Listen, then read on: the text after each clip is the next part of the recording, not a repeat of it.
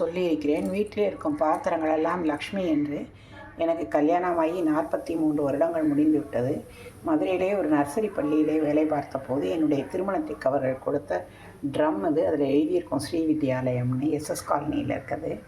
இதில் தான் நான் அரிசி வச்சு, நாங்கள் 3 பேர் தான் எங்கள் வீட்டில். அதனால் இந்த அரிசி போதும் எங்களுக்கு. ஒரு வேளை தான் சாப்பாடு, மீதி 2 வேளை டிஃபன். இந்த அரிசி, இந்த பாத்திரம் 43 வருஷமாக என் கூட இருக்குது. அதே மாதிரி என்னுடைய அத்தை எனக்கு என் அரிசி பாத்திரம், இந்த அன்னபூர்ணி வச்சுருக்கேன்.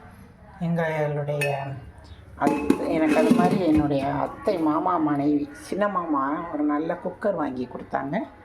அந்த குக்கர் பார்த்திங்கன்னா, அந்த குக்கரில் தான் நான் சாப்பாடு வச்சு சாப்பிட்டுட்ருக்கேன்.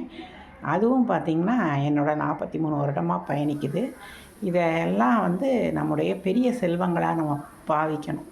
ஒரு சீரியலில் காட்டுவாங்க, ஒரு பணக்கார பொண்ணு ஏழை வீட்டுக்கு கல்யாணம் ஆகி வருவா. அந்த வீட்டு பொண்ணு அந்த பொண்ணு கொடுத்து பொண்ணு எடுத்திருப்பாங்க.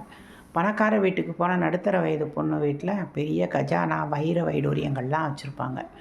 இந்த நடுத்தர வீட்டுக்கு வந்த பொண்ணு லக்ஷ்மி பூஜை பண்ணுவாங்க தீபாவளி அன்னைக்கு. அப்போ அவங்க என்ன பண்ணுவாங்க, இந்த மாதிரி மாமனார் சொல்வார், அம்மா அந்த இதெல்லாம் எடுத்துகிட்டு வாம்மா, அடுப்படி பாத்திரம்லாம். அவள் கேட்பா, என்னப்பா அடுப்படி பாத்திரத்தை போய் எடுத்துகிட்டு வர சொல்கிறீங்கன்னு. ஆமாம்மா, அதுதானே லக்ஷ்மி, அதில் சமைச்சு சாப்பிட்டு தானே நம்ம ரொம்ப ஆரோக்கியமாக இருக்கோம் அப்படின்னு அவங்க மாமனார் சொல்வார். அதுவும் உண்மை தானே. வீட்டு பாத்திரங்கள் லக்ஷ்மி கடாட்சம் தான். நான் ரொம்ப குறைவாக பாத்திரம் புழங்குற ஆள்.